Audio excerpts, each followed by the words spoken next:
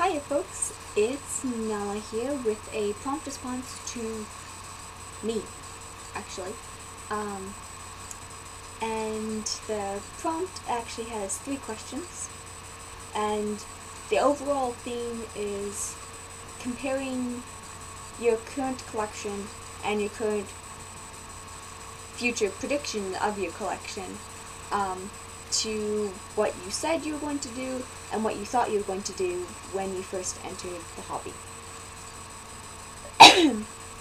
In my case is the story of me planning lots of things and things not turning out at all how I thought they would. So question number 1. Question number 1 is there anything...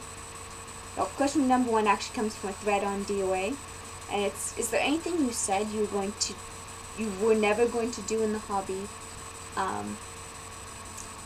that you have since broken, that you've since actually done? There actually isn't that much when I first entered the hobby that I said I wasn't going to do. I thought I was going to do my own face-ups, I thought I was going to sew clothes, I thought I was going to have a whole bunch of different sizes and different companies and all those crazy things. It was actually once I had been in the hobby for a year, 2 years, 3 years, that I kind of imposed some limits on myself. Limit number 1. Only yo tinies if I got tinies.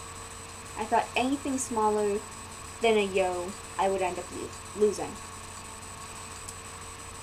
As you can see by these 3 and by that little girl, tripping through my finger, that little girl, I didn't stick to that limit. Limit number 2 that actually I put in place about my 3rd year in the hobby. Because my 1st and 2nd year I thought I was going to have loads of SDs. I thought I was going to have mostly minis, but some SDs. The 3rd year I went, you know what? After seeing some SDs, I went, you know what? SDs are too big for me. They're too bulky, they're too cumbersome, they just don't work for me. As you can see by her, and as you guys know, by Benjy, whose body has been ordered. Limit number 2 has also been broken. So that's what I said I wasn't going to do in the hobby that I've since done.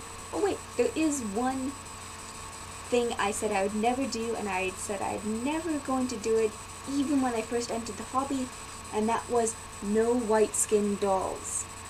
I didn't like how they looked, I didn't like how big the contrast was with normal skin dolls, didn't like how hard they were to photograph, and yes, there is a big contrast, and yes, they are a pain to photograph, but I love my little white skinned boy. I really hope he yellows faster because, gosh darn it, it is so hard to photograph him. He overexposes everyone else. It's me. Question number 2. Compare your current collection with what you had envisioned your collection would look like when you first entered the hobby. Either first entered the hobby or very early on in the hobby if you've been, like me, in the hobby for many, many years.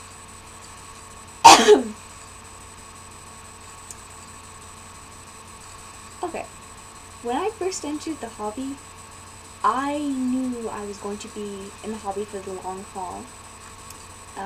It was something that I actually was able to imagine myself like 15 years in the future having dolls. And when I thought of what my collection would look like, there were a lot of dolls. They were kind of... I'll jokingly say that I saw all of the dolls, which back in 2006 and 2007 was for fewer companies, for fewer sculpts. But I actually did look at some of my early wish lists, and the number of dolls in there are over 40. These are named dolls, by the way. There was 40 dolls that had names and characters and a little bit of backstory and a little bit of a biography and a personality. And then there were 20 plus dolls that I just won because they looked cool, and I would just get them and I'd make a character for them. So yeah, when I started off in the hobby, I imagined myself with 40 plus dolls, 50 plus dolls, 60 dolls, I don't know, I think it was between about 40 and 50, but really every single doll I saw, I either liked, or if I didn't like them that much, I could imagine them with a different face up that I would end up liking that sculpt. And no matter what doll I saw, I could start like making connections between them, and I'd go, oh yeah, this is the brother of this person, this is the girlfriend of this person whose sister is this person. So yeah, I could very easily make characters for every single doll. So I always imagine myself with a massive collection, because, let's face it, there are a lot of pretty dolls out there.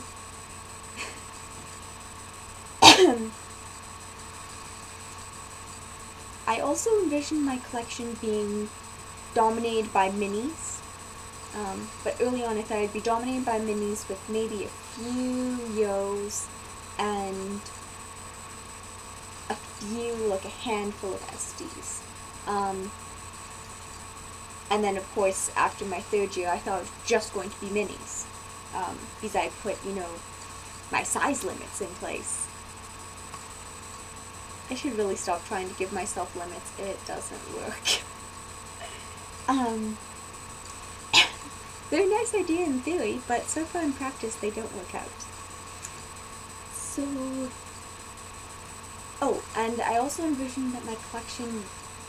that the dolls in my collection should have, like, super elaborate outfits, and, like, really, like, super elaborate, like, bold, sweet Lolita, and I think one might have been Visual K, and, and, like, full armor, like, these really, like, amazing, elaborate costumes on these amazing, elaborate dolls. So yeah, looking at my current collection, none of those things really happen. I do have an SD. I do have a yo-sized doll. I have other tinies. Oh, I also thought I'd never have any doll that wasn't resin. I do have one, who is a vinyl Obitsu, but, I honestly do not see myself with more vinyl. She's fun and all, but she does have some big problems, and I would not want to have that in a larger doll. As for the elaborate costumes I imagined, as I found out with Viviana, I don't do elaborate costumes for dolls. I do funky costumes, I do casual, I do crazy prints and color combinations, but I don't do elaborate. That's actually because I tried to force Viviana to wear an elaborate costume that was something I would never wear. I almost ended up selling her because I thought I wasn't bonding with her.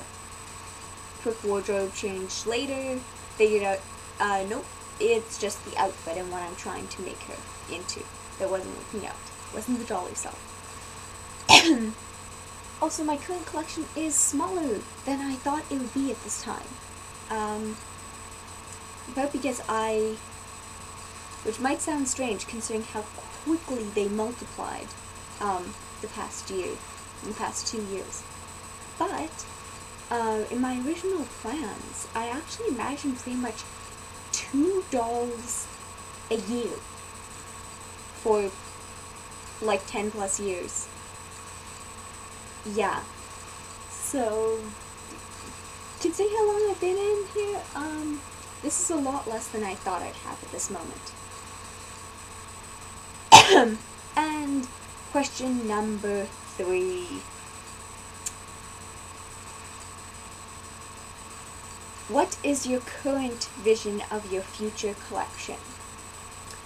Okay, I have to say, when I think about my collection in the future, like a few years from now, or vague timeline, I do actually see all of these ones being with me. I also see Benjy having a body. I see Fleur and Drew back. And actually I wrote down how many other dolls I imagine there'll be. I imagine in the future that there will be about 17 dolls total. This is really rough guesstimate, but considering the fact that I impulse bought 5 out of the... wait, no. Haha, no, Ethel was kind of an impulse buy.